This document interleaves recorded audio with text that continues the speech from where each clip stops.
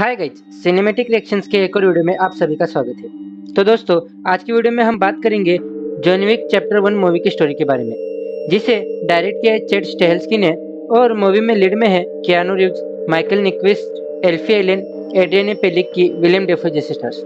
Movie की शुरुआत में हम जॉन विक को कार से उतरता हुआ देखते हैं, जो बहुत घायल है, मानो कि उसकी किसी ने बहुत बुरी तरीके से पिटाई की हो।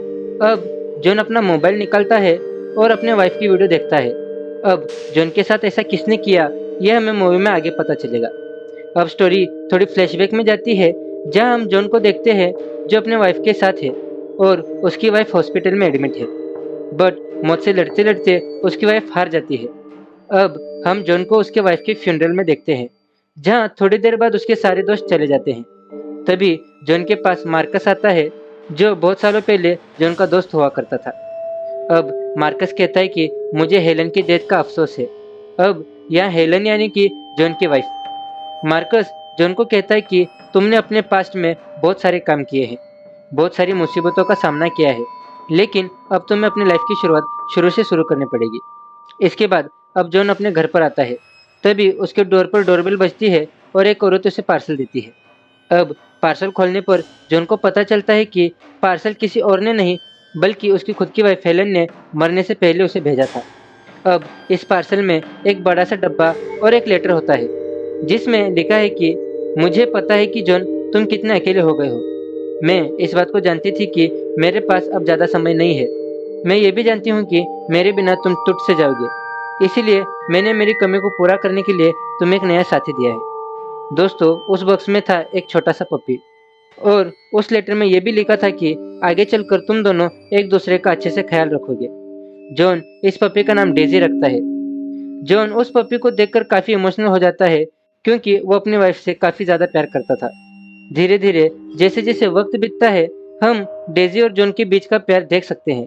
एक दिन जॉन अपनी फेवरेट कार लेकर पेट्रोल डलवाने के लिए निकलता है। पेट्रोल पंप पर दो गुंडे खड़े होते हैं और वो जॉन से बदतमीजी करते हुए कहते हैं कि हमें तेरी कार काफी पसंद आई है, क्या तू हमें ये कार बेचेगा। तभी जॉन भी गुस्से में कहता है कि ये कार बेचने के लिए नहीं है और तू जाके अपना काम कर। इस बंदे का नाम होता है लोसेफ। अपनी बेइज्जती होने की वजह से लोसेफ हाथापाई पर उतर आता है, लेकिन तभी वहां पर लोसेफ का दोस्त आ जाता है और झगड़ा होने से रोक देता है। अब रात को जब जॉन सोया होता है, तभी डेजी जोर जोर से चिल्लाने लगती है। उसे क्या हुआ ये देखने के लिए जॉन उठता है। तभी उसे पता चलता है कि वही सुबह वाले गुंडे जॉन की कार चुराने के लिए आए हैं। वो दोनों गुंडे जॉन को काफी मारते हैं और गाड़ी की चाबी ले लेते हैं, लेकिन इससे पहले वो डेजी को जान से मार डालते हैं। अब इस वक्त जॉन उनसे लड़ने की हालत में नहीं था। जॉन बेहोश हो गया था। कुछ देर बाद होश आने पर वो डेजी की लाश को अपने पास देखता है।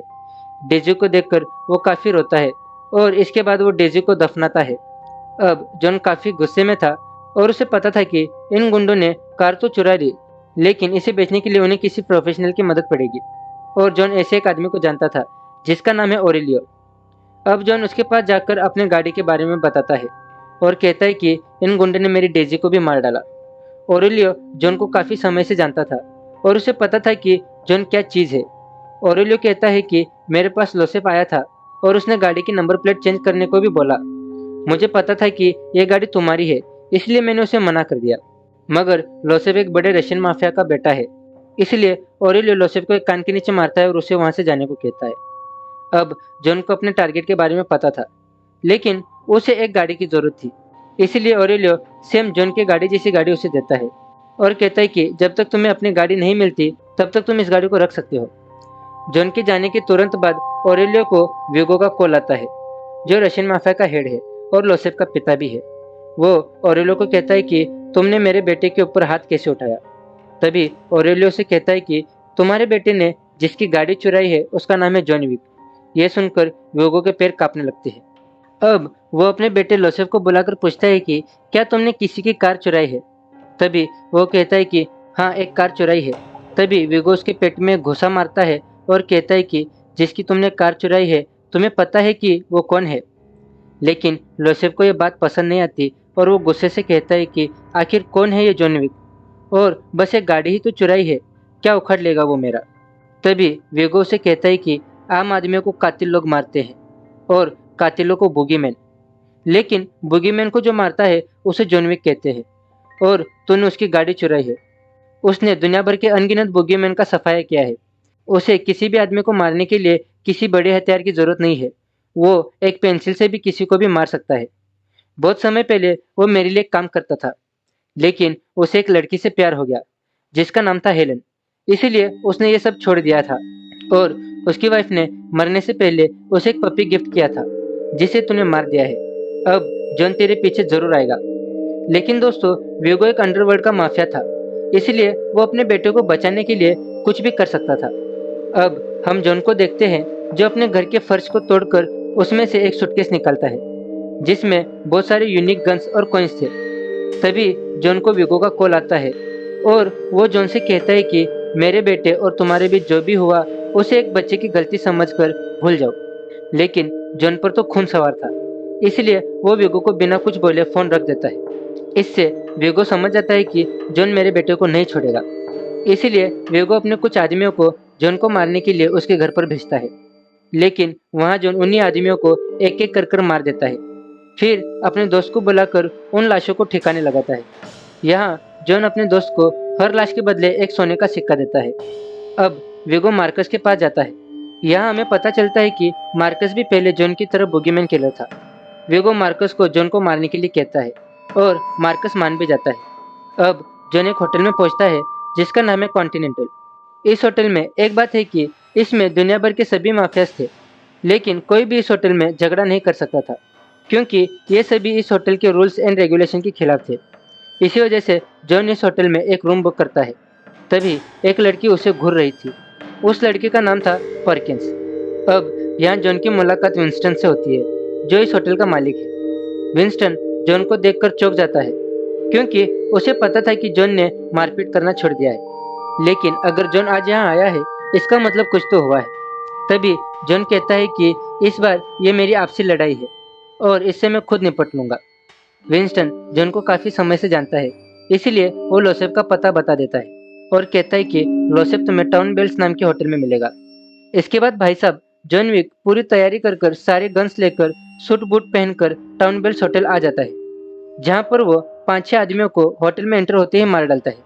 जॉन को देखकर बहुत सारे आदमी उस पर बंदूकें चलाने लगते हैं, लेकिन जॉन की फाइटिंग स्किल्स इतनी अच्छी है कि वो सभी को ढेर कर देता है। देखते ही देखते जॉन यहाँ पर भी लाशों के ढेर लगा देता है। लेकिन इसी गोलीबारी के बीच लोसेफ वहाँ से बचकर भाग जाता है। जब रात को जॉन वापस कॉन्टिनेंटल होटल में आता है तभी परकिंस उस पर गोलियां चलाना स्टार्ट कर देती है। अब ये लड़की वही है जो जॉन को कॉन्टिनेंटल होटल में घूर रही थी। वेगो ने परकिंस को भी जॉन को मारने की सुपारी दी थी, लेकिन जॉन उसे भी हरा देता है और उसकी खोपड़ी पर बंदूक रखकर बोलता है कि ऐसी एक बात बताओ जिससे मैं तुम्हें छोड़ दूं। तभी परकिंस कहती है कि वेगो ने अपना सारा पैसा एक चर्च में छुपाया है और ये चर्च यहाँ से सिर्फ 18 मील दूर है। अब ये सुनकर जॉन उस चर्च में जाता है और वहाँ पर भी वो लाशों के ढेर कर देता है और उस चर्च में वेगो का जितना भी पैसा है जो कि एक ब्लैक मनी है उसे जला देता है। जॉन को पता था कि वेगो अपने बेटे से भी ज्यादा अपने पैसों से प्यार करता है और पैसे जल गए हैं ये न्यूज़ सुनकर वो चर्च में जरूर आएगा। और दोस्तों, ऐसा होता भी है। वेगो चर्च में आता है और मौका पाकर जॉन उस पर गोलीबारी करने लगता है। यहाँ पर वेगो के लोग जॉन पर गोलियां चलाने लगते हैं। जॉन एक गाड़ी का सहारा लेकर सबसे बचकर उन पर गोलियां चला रहा था। तभी एक गाड़ी आकर उसे टक्कर मार देती है। जॉन को जब होश आता है तब वो अपने सामने वेगो के आदमियों को देखता है।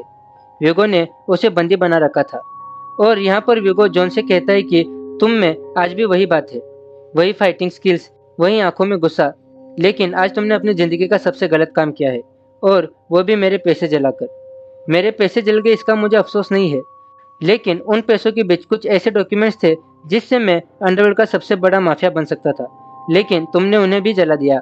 बट मैं तुम्हारी ये सारी गलतियां माफ कर सकता हूँ अगर तुम मेरे बेटों को भूल जाओ तो। लेकिन जॉन कहता है कि ये सब भूलना मेरे बस की बात नहीं है। तभी विगो को गुस्सा आ जाता है और वो अपने आदमियों को जॉन को मारने को कहता है। तभी यहाँ पर एक स्नाइपर विगो के आदमियों को मार देता है और ये स्नाइपर कोई और नहीं जॉन का दोस्त मार्कस है। विगो के सारे आदमियों को मारने के बाद जॉन विगो को मारने के लिए उसके पीछे जाता है।